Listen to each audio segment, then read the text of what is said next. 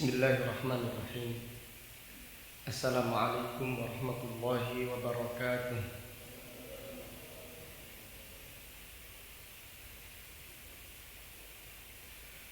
Innal hamdalillah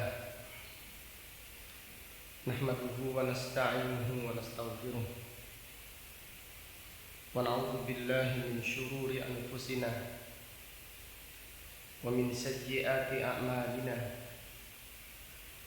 Man yahdihillahu fala mudilla lahu wa man yudlil fala hadiya lahu. Wa asyhadu an la ilaha illallah wahdahu la syarika lahu wa asyhadu anna Muhammadan abduhu wa rasuluh. Amma ba'du, fa inna asdaqal hadithi kitabullah wa khairal hadyi hadyi Muhammadin sallallahu alaihi wasallam wa syarrul umuri muhdatsatuha wa kullu muhdatsatin bid'ah wa kullu bid'atin dhalalah wa kullu dhalalatin finnar. Alhamdulillah, pada malam yang berbahagia ini, yaitu malam Sabtu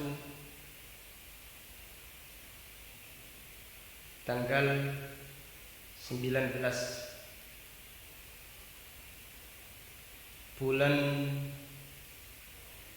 Dzulhijjah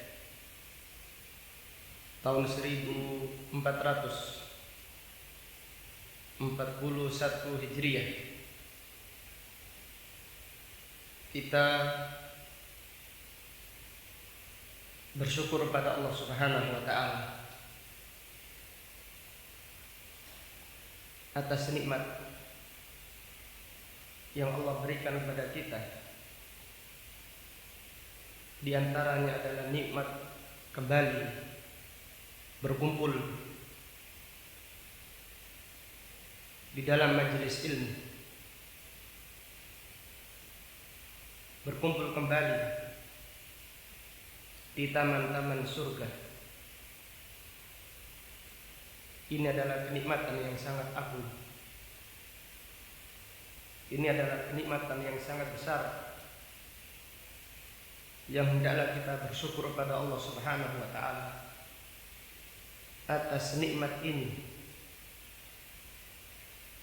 Rasulullah sallallahu alaihi wasallam bersabda, "Man yuridillahu bihi khairan faqihhu fiddin." Barang siapa yang Allah kehendaki kebaikan untuknya, Allah akan memahamkan kepadanya urusan agama. Dengan demikian, siapa yang diinginkan kebaikannya oleh Allah, Allah memudahkan dia untuk mempelajari Al-Quran, untuk mempelajari hadis-hadis Rasulullah sallallahu alaihi wasallam. Rasulullah sallallahu alaihi wasallam juga bersabda, "Idza marartum bi rawdatin min riyadil jannah farta'u." Apabila kalian melewati taman-taman surga, maka mampirlah, bersinggahlah. Qalu wa ma riyadul jannah. Para sahabat bertanya, wa ma riyadul jannah, apa yang dimaksud dengan taman-taman surga ya Rasulullah?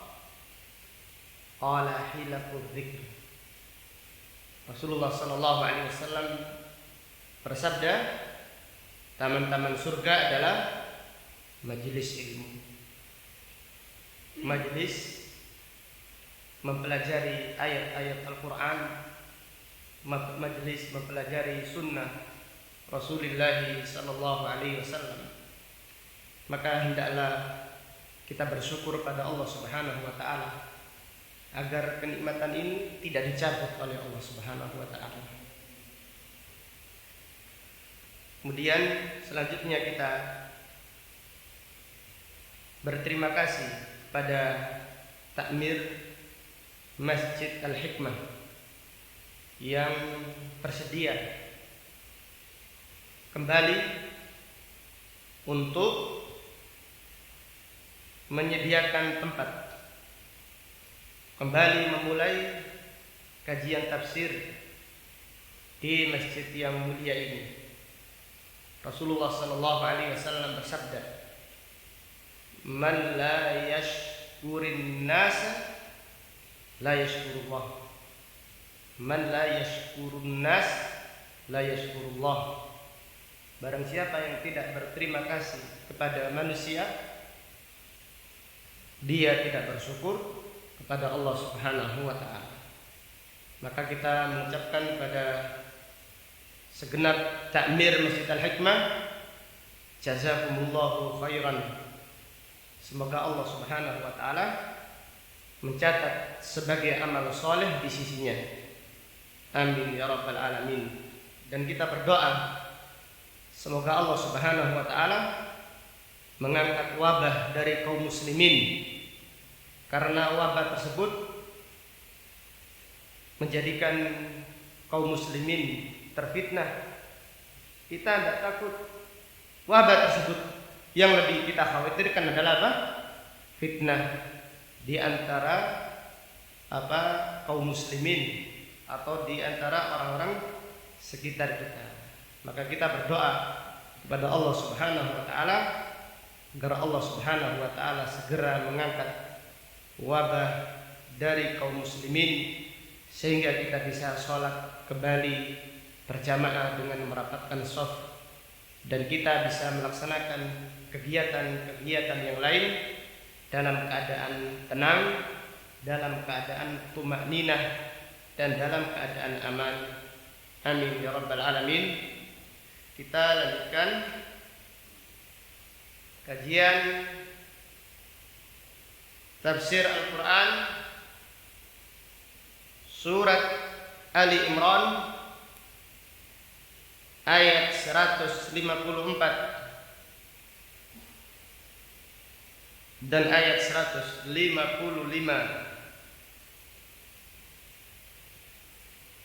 Surat Ali Imran ayat 154 155.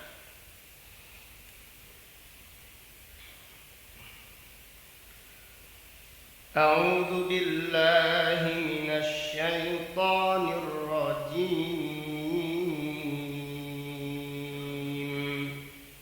Tsumma anzala 'alaikum min ba'dil ghammi amanatan nu'asan yaghsha ta'ifatan minkum wa قد أهمتهم أنفسهم يظنون بالله غير الحق ظن الجاهلية يقولون هل لنا من الأمر من شيء قل إن الأمر كله لله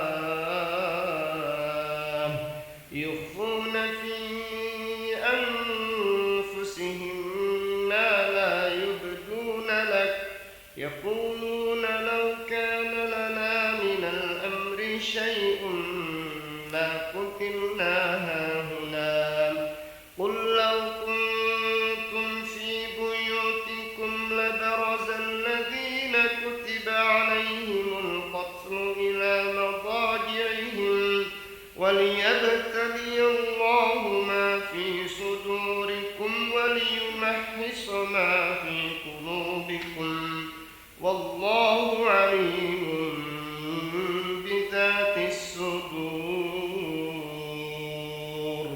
إن الذين تولوا منكم يوم التقى الجمعان إنما استزلهم الشيطان ببعض ما كسبوا ولقد عفا الله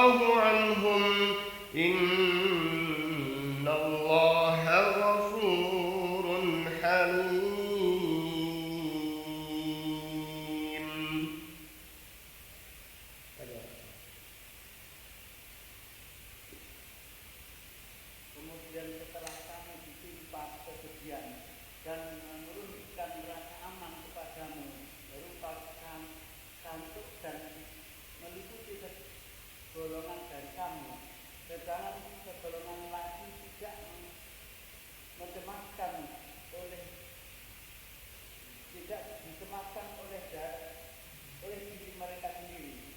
Mereka menyangka yang tidak benar terhadap Allah seperti sangkaan jahiliyah.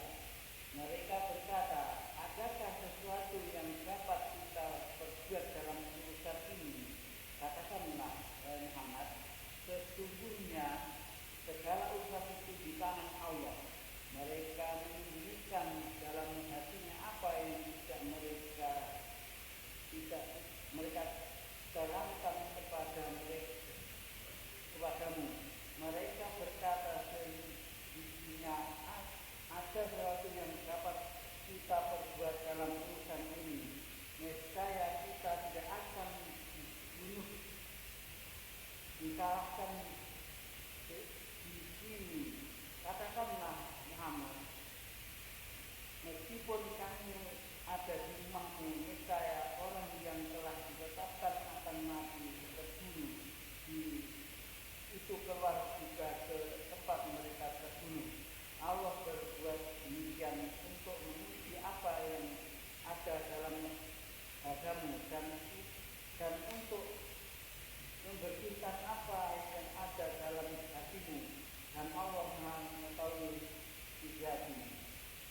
Sesungguhnya orang-orang yang berpaling di antara kamu ketika terjadi perkumpulan antara dua pasukan itu, sesungguhnya mereka dibentukkan oleh setan disebabkan sebagian kesalahan dosa dan telah mereka perbuat pada masa lampau. Tetapi Allah benar-benar telah memaafkan mereka. Sesungguhnya Allah Maha Mengampun lagi Maha Penyayang.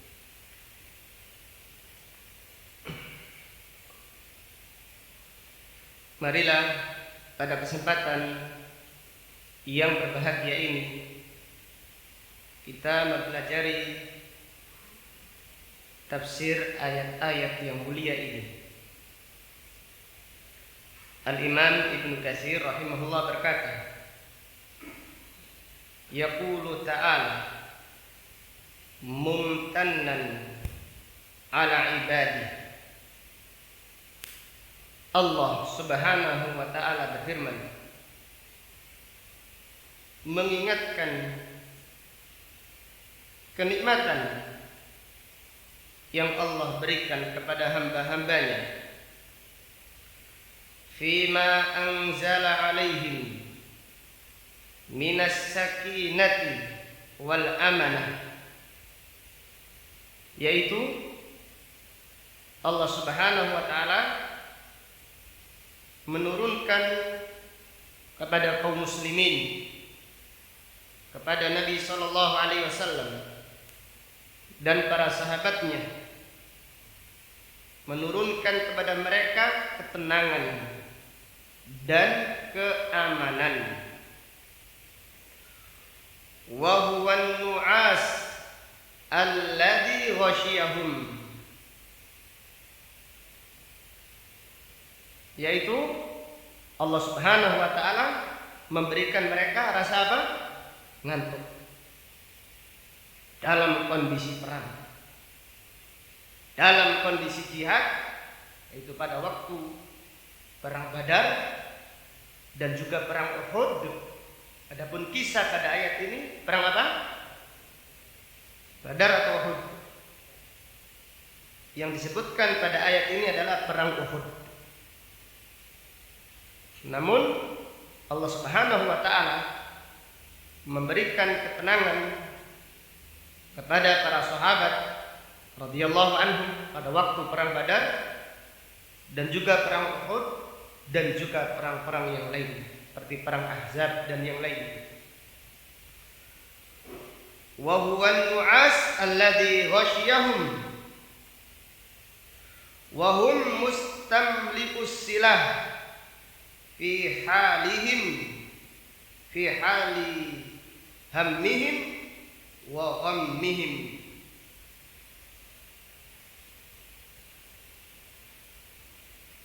Para sahabat ketika itu membawa pedang, ngantuk. Bahkan disiwatkan sahabat Abu Talha jatuh pedangnya sampai belasan kali.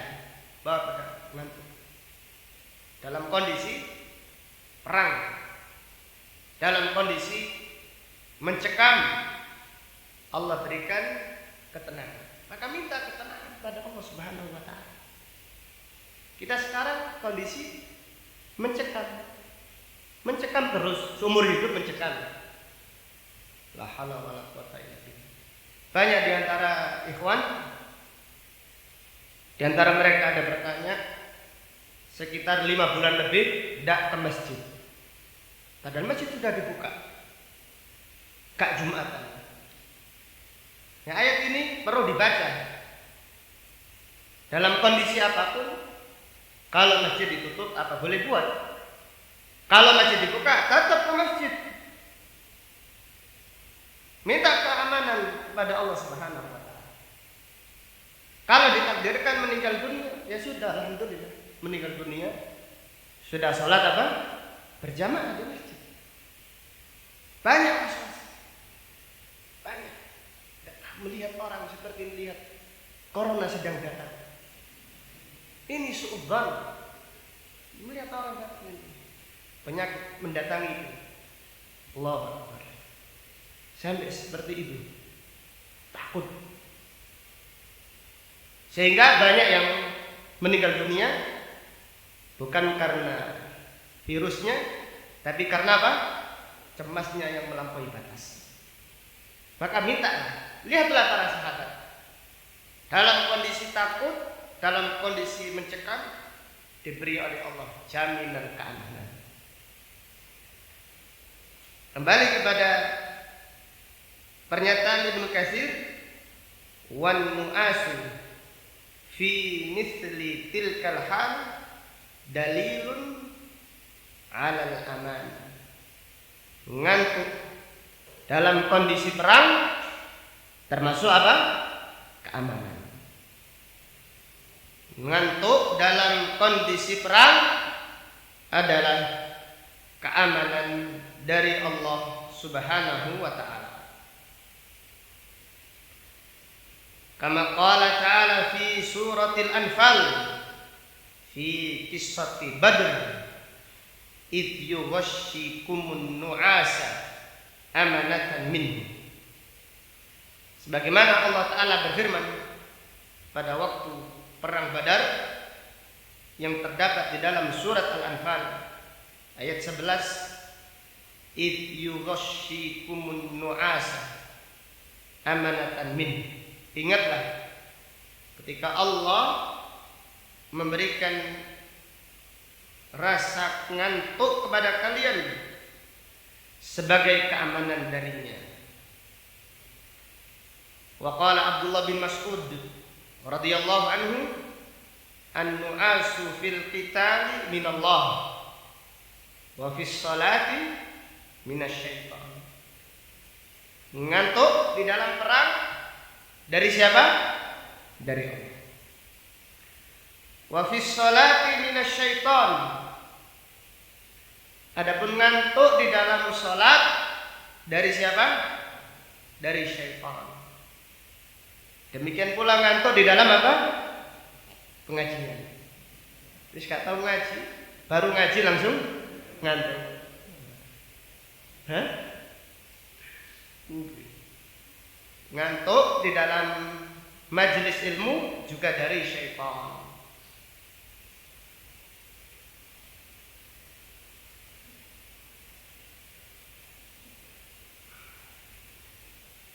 Warawal Imam Al-Bukhari an Abi Talha, Abu Talha Al-Ansari radhiyallahu anhu berkata, "Ghasyiyanan nu'as wa nahnu fi masafina yauma Uhud." Kami, yaitu para sahabat, diliputi rasa ngantuk padahal kami sedang berhadapan dengan musuh. Faja'ala sayfi yasqutu min yadi wa akhudhu wa yasqutu wa akhudhu. Pedang yang aku bawa ini jatuh, aku ambil lagi. jatuh lagi, aku ambil lagi. Ngantuk dalam keadaan perang itu nikmat dari Allah, keamanan. Dan juga menunjukkan keberanian. Khalid ibn Walid berkata, "Fala naqat a'yunul jubana." Penakut kalau mau perang tidak bisa apa? Tidak bisa tidur, cemas. Maka sebagian sahabat diberi oleh Allah jaminan keamanan. Adapun orang-orang munafik tidak diberi oleh Allah keamanan. Maka Allah Subhanahu wa taala berfirman, "Yaghsha ta'ifatan minkum." Rasa ngantuk yang meliputi sebagian dari mereka. Yang dimaksud adalah para sahabat radhiyallahu anhum. Tenang, biasa saja. Kalau sekiranya terjadi sesuatu, tawakal, baca doa. Tidak usah memikirkan hal yang lain. Husnudzon kepada Allah Subhanahu wa ta'ala. Lihatlah ayat berikutnya. Wa ta'ifatun qad ahammathum anfusuhum. Dan sebagian kelompok, yaitu orang munafik, jiwa-jiwa mereka menjadikan mereka cemas, takut, gelisah, panik, takut mati. Padahal kematian apabila datang tidak akan lari. Yadhunnuna billahi ghairal haqqi dhannal jahil. Berprasangka kepada Allah dengan prasangka yang tidak benar, yaitu prasangka apa? Jahiliyah.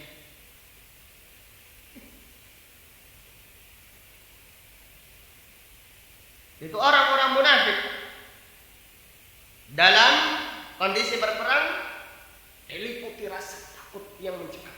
Tidak diberi oleh Allah jaminan keamanan. Tidak ngantuk sebagaimana para sahabat. Wa ta'ifatun qad ahammathum anfusuhum. Qala al-Imam Ibnu Katsir, yakni la yakhshahum nu'as min al-qalaq wal jaza' wal khauf. Jadi mereka tidak diliputi rasa ngantuk, tidak sebagaimana para sahabat. Namun mereka dipenuhi dengan qalaq, gelisah, jaza', khawatir, wal khauf, dan rasa takut yang sangat kuat.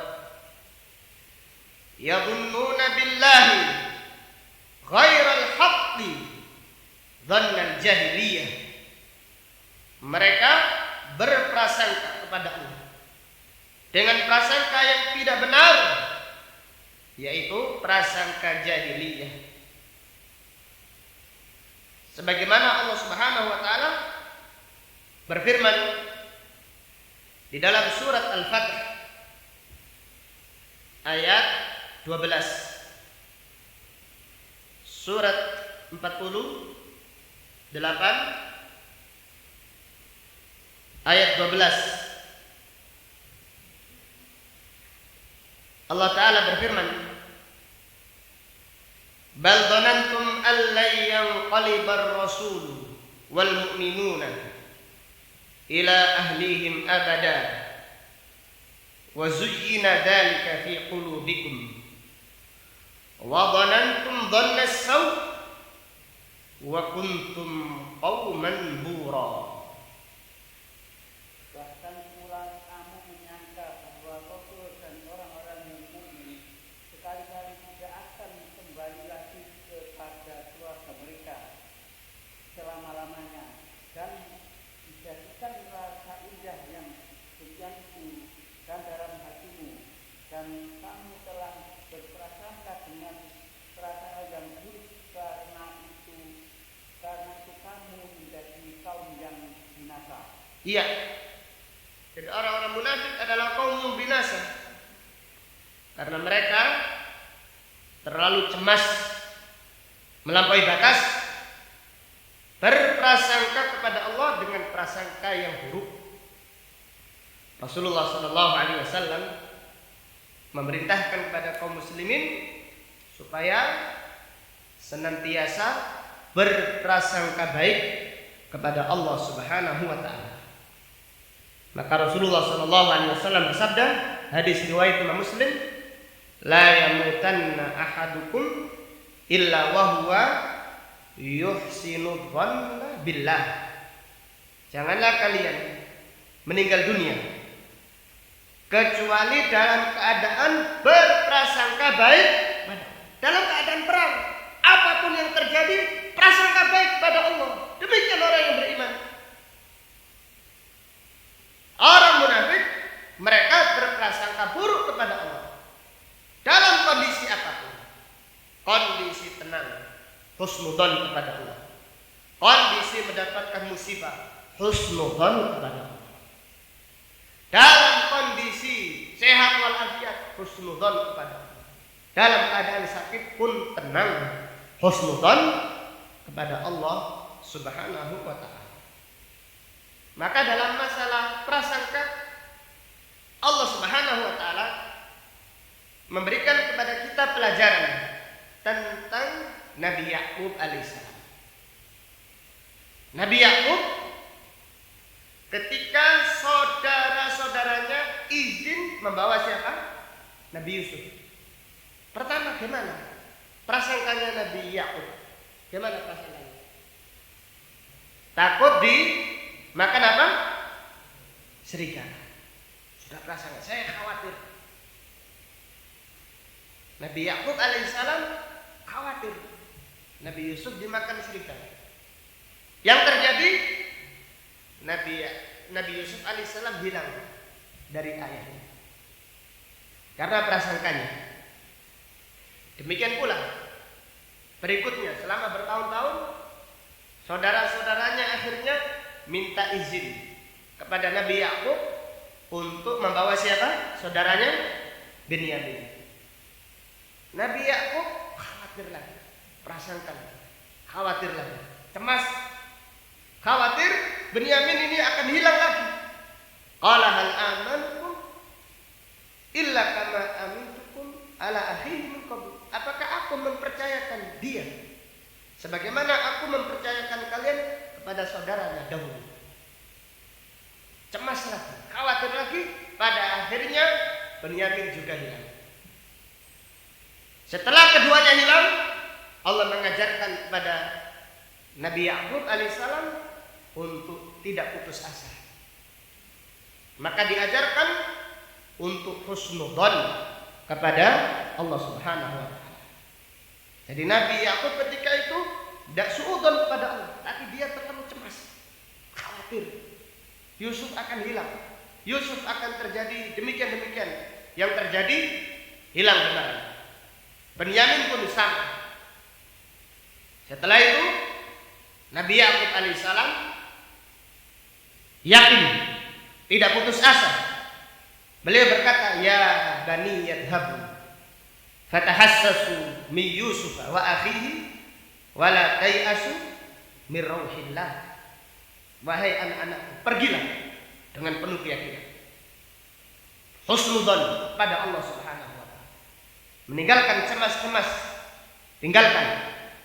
Carilah Yusuf dan saudaranya, jangan putus asa dari rahmat. Yang terjadi, Nabi Yusuf kembali dan saudaranya Yusuf yaitu Binyamin juga kembali kepada Nabi Yakub alaihissalam. Jadi buat apa gelisah? Buat apa cemas? Setiap hari kita diajarkan, setiap pagi dan petang diajarkan Rasulullah sallallahu alaihi wasallam sebuah doa, Allahumma inni a'udzubika minal hammi wal hazan. Ya Allah, aku berlindung kepadamu dari kecemasan dan dari apa? Kesedihan. Demikian. Kembali kepada ayat. Yadhunnuna billahi ghairal haqqi dhannal jahiliyah. Orang-orang munafik berprasangka kepada Allah dengan prasangka yang tidak benar, prasangka jahiliyah. Yaquluna hal lana minal amri min syai' qul innal amra kullahu lillah. Mereka berkata, apakah kita memiliki urusan ini? Katakan, segala urusan seluruhnya milik Allah Subhanahu wa ta'ala. Yukhfuna fi anfusihim ma la yubduna lak. Mereka menyembunyikan di dalam hati mereka dan tidak menampakkan kepadamu.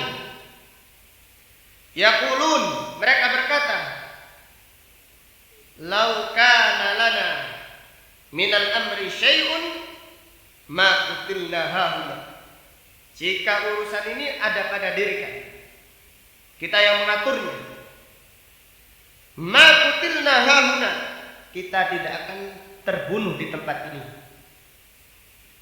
Maka Allah Subhanahu wa ta'ala berfirman, qul law kuntum fi buyutikum, katakan sekiranya kalian di rumah saja, di rumah saja, la barazal ladina kutiba alaihimul qatsu ila madaji'ihim.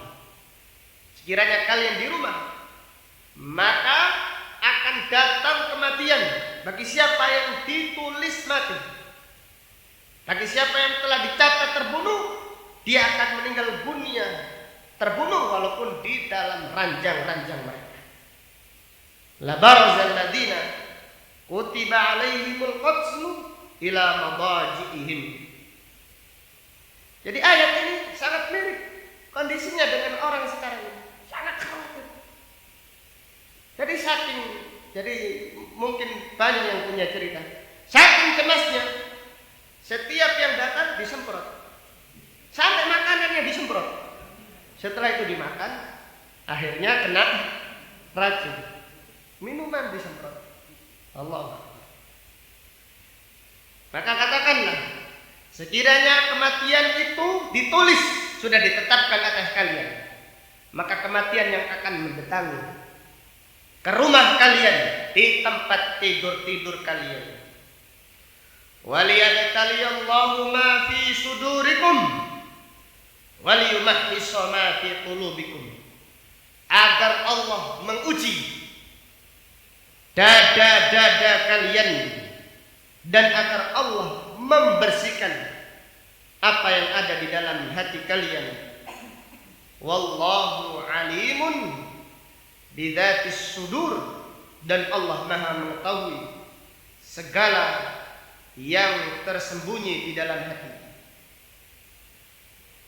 Kemudian ayat berikutnya, ayat 155, Allah Ta'ala berfirman, innal ladzina tawallaw minkum yawmal taqal jam'an. Sesungguhnya orang yang lari di antara kalian, itu sebagian sahabat ada yang lari di saat perang berkecamuk. Inna mastazallahumush syaitanu bi ba'di ma kasabu. Sesungguhnya syaitan menggelincirkan mereka dari sebagian perbuatan yang mereka kerjakan. Walaqad afallahu anhum, dan sesungguhnya Allah telah mengampuni mereka. Jadi sebagian sahabat pada waktu perang Uhud ada yang lari. Di antaranya ada yang lari dari gunung apa? Bukit apa yang Bukit Rumat yang diperintahkan oleh Rasulullah SAW untuk tetap ada yang lari karena sudah melihat ghanimah. Bahkan ada yang lari dari peperangan karena mereka mengira Islam sudah kalah pada waktu itu. Maka Allah Subhanahu wa ta'ala berfirman, walaqad afallahu anhum, dan Allah sudah mengampuni kesalahan mereka. Innallaha ghafurun halim, sesungguhnya Allah Maha Pengampun lagi Maha Penyampun. Para sahabat para tabi'in bertanya kepada sahabat Abdullah ibn Umar tentang sebagian sahabat yang lari dari perang Uhud. Maka Abdullah bin Umar berkata, Allah telah mengampuni mereka, namun kalian tidak mau mengampuni mereka. Padahal jelas-jelas Allah berfirman, walaqad afallahu anhum, sesungguhnya Allah telah mengampuni mereka. Innallaha ghafurun halim, sesungguhnya Allah Maha Pengampun lagi Maha Penyantun. Dari dua ayat yang mulia ini terdapat beberapa pelajaran penting yang bisa diambil.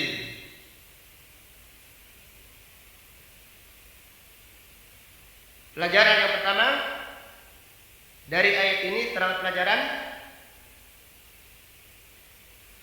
pentingnya nikmat keamanan. Pentingnya nikmat aman, nikmat tenang, nikmat tumakninah. Ini sangat penting. Maka hendaklah kita selalu minta kepada Allah Subhanahu wa ta'ala ketenangan, keamanan. Kemudian pelajaran yang berikutnya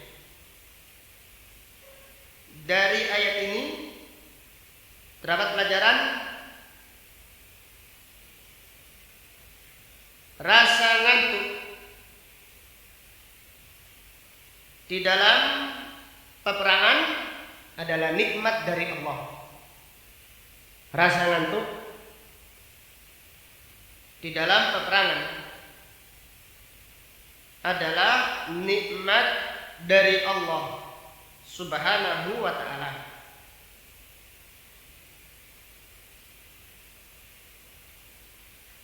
Kemudian pelajaran berikutnya dari ayat ini terdapat pelajaran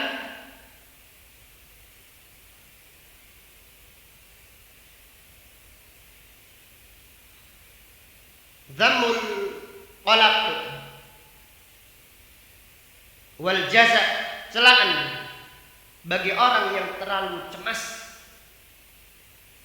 Celaan bagi orang yang terlalu cemas, bagi orang yang terlalu khawatir. Jadi kalau sekiranya orang itu khawatir, biasa-biasa saja, ini tidak masalah, karena kita diperintahkan tawakal dan apa? Diperintahkan apa? Ikhtiar. Tetapi kalau khawatirnya ini yang melampaui batas, ini yang tercela. Ini yang tercela. Jadi khawatir yang melampaui batas ini yang tercela. Sehingga Allah mencela pada ayat ini orang-orang munafik yang terlalu takut mati. Wa qa'ifatun qad ahammatun anfusuhum. Takut mati. Jadi takut mati itu tidak malah menghindarkan apa? Kematian. Tamat orang yang takut mati semakin cepat matinya. Iya, karena takut yang melampaui batas tadi. Dan karena khawatir, belum ada musuh-musuh belum datang, sudah takut duluan. Belum dipukul sudah jatuh dulu. Jelas ya? Jadi Allah mencela orang yang terlalu takut, terlalu cemas, ini tercela. Kuatkan keimanan kita. Kuatkan tawakal kita kepada Allah Subhanahu wa ta'ala. Mintalah kepada Allah jaminan keamanan. Mintalah kepada Allah keselamatan. Tawakal kepada Allah Subhanahu wa ta'ala. Kemudian pelajaran berikutnya pada ayat ini, perintah husnudzon kepada Allah. Perintah husnudzon kepada Allah, kondisi apapun. Sekarang pertanyaan, pada ayat ini kondisi apa? Kondisi apa ayat ini? Perang. Husnudzon kepada Allah. Kalau kondisi perang diperintahkan husnudzon, apalagi kondisi yang lain. Jadi kondisi apapun hendaklah kita husnudzon kepada Allah Subhanahu wa taala. Kemudian pelajaran berikutnya, suudzon kepada Allah adalah ciri-ciri orang munafik. Suudzon kepada Allah adalah ciri-ciri orang munafik. Jadi kalau kita terdapat ada sesuatu, sudah salahkan diri kita sendiri. Husnudzonlah kepada Allah Subhanahu wa taala. Kemudian pelajaran berikutnya, cobaan dan ujian menambah keimanan bagi orang yang beriman. Cobaan dan ujian itu menambah keimanan, menguatkan hati, membersihkan hati. Jadi cobaan, Allah memberi cobaan kepada orang beriman supaya semakin bertambah imannya, semakin tinggi derajatnya di sisi Allah Subhanahu wa ta'ala. Kemudian pelajaran berikutnya, dari ayat ini terdapat pelajaran, semakin tinggi derajat seseorang, semakin berat apa? Cobaan dan ujian. Rasulullah sallallahu alaihi wasallam bersabda, "Asyaddun nasi bala'an al-anbiya, thumma al-amthal fal-amthal." Orang yang paling berat ujiannya adalah para nabi dan para rasul. Adapun manusia yang paling berat cobaannya adalah orang yang terbaik, orang yang semakin afdal, semakin berat ujiannya.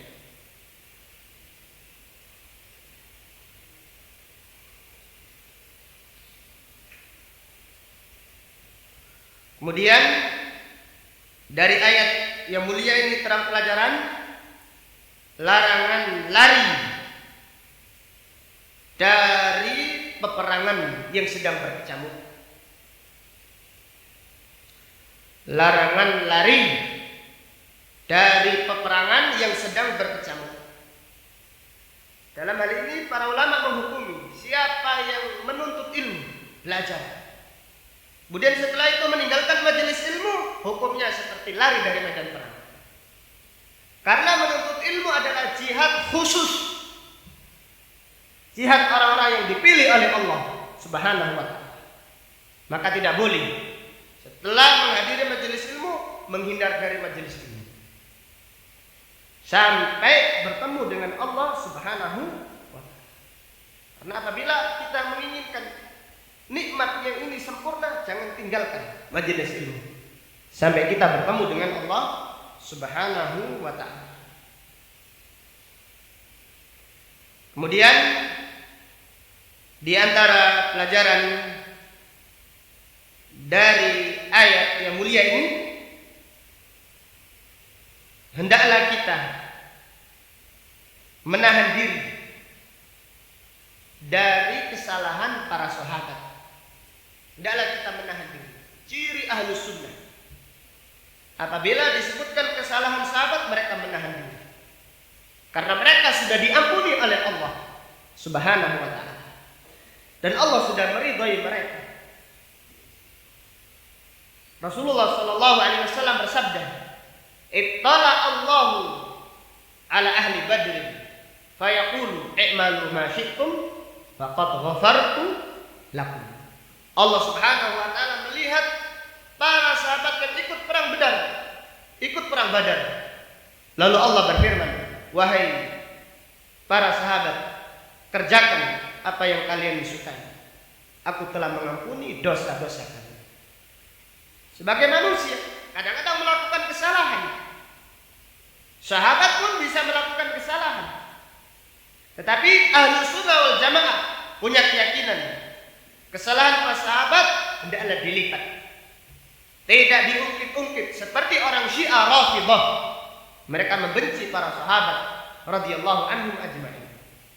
Maka Abdullah bin Umar ketika ditanya tentang para sahabat yang melakukan kesalahan pada waktu perang Uhud, Abdullah bin Umar berkata, Allah mengampuni mengampuni mereka, namun kalian tidak ingin mereka diampuni oleh Allah Subhanahu wa ta'ala. Allah berfirman, wa laqad afallahu anhum.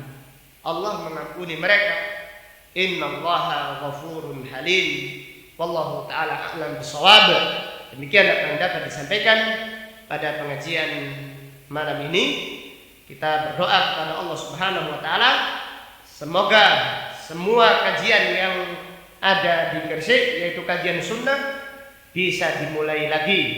Amin ya rabbal alamin. Subhanaka Allahumma wa bihamdika asyhadu an la ilaha illa anta astaghfiruka wa atubu ilaik. Walhamdulillahi rabbil alamin. Assalamualaikum warahmatullahi wabarakatuh.